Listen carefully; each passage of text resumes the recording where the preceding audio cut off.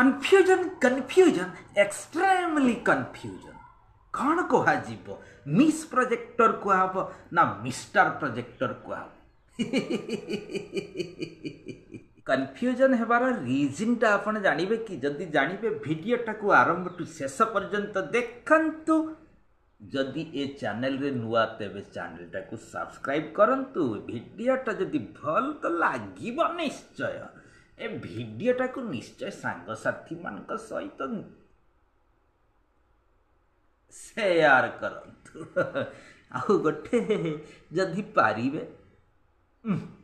Like कर देबे। घटनाटा होची से दिन अचानक एसआई महाशय स्कूल परिदर्शन करने को आसी आम गाँ स्कूल रे पहुँची गले से कौन कले सीधा सीधा धड़ चलीगले कौटी की नवम श्रेणी को चलीगले से नवम श्रेणी रे साहित्य पीरियड चली एसआई महाशय जिते क्लास को पशिगले पिला माने अति भद्र सहकारे ठिया ही गले सार नमस्कार बोली कहले एसआई महाशय कहले यस यस सिट डाउन पिला ने बसी पड़िले पूरा पिन ड्रॉप साइलेंट प्रोजेक्टर चली थिला साहित्य थिला पीरियडटा कोन साहित्य थिला प्रोजेक्टर चली थिला साहित्य शिक्षक प्रोजेक्टरटा को आउ ऑफ करी नाहाती चुपचाप साउंड टिके कमे दैछि सेठु एसआई महाशय पिला मानंको पचारिले अच्छा पिला माने वर्तमान कौन पढ़ाउछि पिला ने कहले सर साहित्य पढ़ाउछि सेठु एसआई महाशय कहले वेरी गुड अच्छा मु जहा को पचारिबि से कहबो हां समस्ते एक स्वर रे कहबनी मु जहा को प्रश्नटे पचारिबि सीए कहबो ता उत्तरटा हला पिला माने कहले यस सर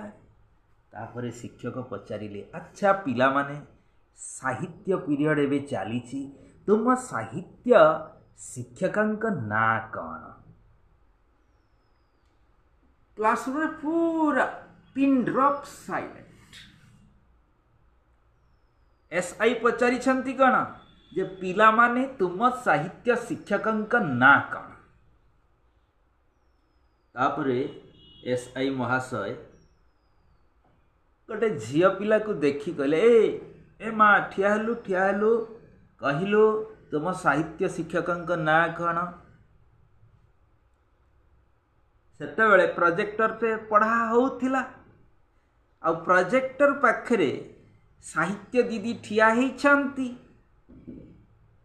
तेणु एसआई पचार कथा तुम साहित्य शिक्षिकांक ना कौन से पचारि साहित्य शिक्षकंक ना कौन बोली पचारि तेणु ये झीटा कन्फ्यूज हो गला कहला आमर तो साहित्य दीदी पढ़ाउछंती किंतु एसआई सर पचारुछंती साहित्य शिक्षकंक ना कौन कहबी तांकु सेठू झीटा किसी उत्तर देलानी चुपचाप रहिले एसआई कहले ओ तामाने तो झील साहित्य शिक्षक ना जानिनु हौ ठीक अच्छी बस से बसला देखी आउ गोटे पुओ पिला को एसआई महाशय पचारे बापा कहलु तुम साहित्य शिक्षकंक ना कौन पुओटा कहला एमती करदेला कहला सारे आउ आम साहित्य शिक्षक ना पूर्वर मिस्टर एड करी ना मिस एड करी मुझा बुझीपारनी सार तापरे टाइटलटा कौन हम सेटा भी मुझे जाने किंतु साहित्य शिक्षक नाटा मुझे जानी एसआई कहले कौन है साहित्य शिक्षक ना जानिचु अथच से मिस्टर कि मिसेस कही पारिबुनी पुणी टाइटल कौन जान हो कहलु तुम साहित्य शिक्षक ना कौन से पिलाटा मुंड एमती कुंडे कहला सारे आम साहित्य शिक्षक ना तो प्रोजेक्टर तेबे मुझे बुझीपारनी सार मिस्टर प्रोजेक्टर कहबी ना मिस प्रोजेक्टर कहबी ता संग ता टाइटलटा कौन देवी मुझे कन्फ्यूज थी ना केते फटाक की कहती एसआई कहले तामाने ମୁଁ ବୁଝିପାରିଲିନି ବାପା। ପିଲାଟା କହିଲା ବୁଝିପାରୁନାହାନ୍ତି ସାର୍, ଆମକୁ ସାହିତ୍ୟ ପଢ଼ା ହେଉଛି ପ୍ରୋଜେକ୍ଟରରେ, ପ୍ରୋଜେକ୍ଟର ହିଁ ଆମକୁ ପଢ଼ାଉଛି। ଇତିହାସ ପ୍ରୋଜେକ୍ଟରରେ ପଢ଼ା ହେଉଛି, ଭୂଗୋଳ ପ୍ରୋଜେକ୍ଟରରେ ପଢ଼ା ହେଉଛି, ସାଇନ୍ସ ପ୍ରୋଜେକ୍ଟରରେ ପଢ଼ା ହେଉଛି, ମ୍ୟାଥ ପ୍ରୋଜେକ୍ଟରରେ ପଢ଼ା ହେଉଛି, ଇଂଲିଶ ପ୍ରୋଜେକ୍ଟରରେ ପଢ଼ା ହେଉଛି। ଏମିତିକି ଯେତେବେଳେ ହିନ୍ଦୀ ସାଂସ୍କ୍ରିଟ ଅଛି, ସେ ହିନ୍ଦୀ ସାଂସ୍କ୍ରିଟ ବି ପ୍ରୋଜେକ୍ଟରରେ ପଢ଼ା ହେଉଛି। ତ ଆମ ଟିଚର କିଏ ହେଲା? ପ୍ରୋଜେକ୍ଟର ହେଲା ଆମ ଟିଚର। ସେଠୁ ଏସ୍ଆଇ କହିଲେ କାହିଁକି ସବଜେକ୍ଟ ଟିଚର କ'ଣ ଆସୁନାହାନ୍ତି? ପିଲାଟା କହିଲା ହଁ ସାର୍, ସବଜେକ୍ଟ ଟିଚର ଆସୁଛି, ଦେଖୁଛନ୍ତି ପ୍ରୋଜେକ୍ଟର ଚାଲିଛି, ମ୍ୟାଡ଼ାମ୍ ପ୍ରୋଜେକ୍ଟର ଚଲେଇ ଦେଇକି ଠିଆ ହେଇଛନ୍ତି। ସେମିତି ସବୁ ସବଜେକ୍ଟର ଟିଚର ମାନେ ଆସୁଛନ୍ତି, ପ୍ରୋଜେକ୍ଟର ଅନ୍ କରିଦେଉଛନ୍ତି, ଯେଉଁ ଟପିକ୍ ପଢ଼ା ହେଉଛି ପଢ଼ାଉଛନ୍ତି। ନା ଆମେ କିଛି ପ୍ରୋଜେକ୍ଟରକୁ ପଚାରି ପାରୁଛୁ, ନା ପ୍ରୋଜେକ୍ଟର ଆମକୁ କିଛି ପଚାରୁଛି। ତେଣୁ ଆମେ ଧରି ନେଇଛୁ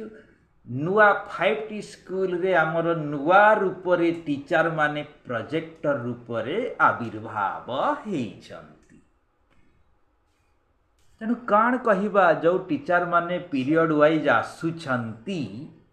ସେମାନଙ୍କୁ କ'ଣ କହିବା? ଟିଚର କହିବା ନା ପ୍ରୋଜେକ୍ଟର ଅପରେଟର କହିବା? ସେଇଟା ବି ମୋତେ କନଫ୍ୟୁଜ୍ କରୁଛି ସାର୍। ସେଇଠୁ ଏସ୍ଆଇ ଆଉ ସେଠି ଠିଆ ନ ହେଇକି ଟୁଙ୍ଗ ଟୁଙ୍ଗ ଟୁଙ୍ଗ ଟୁଙ୍ଗ ହେଇ କ୍ଲାସ୍ ରୁମ୍ରୁ ବାହାରି ଚାଲିଗଲେ।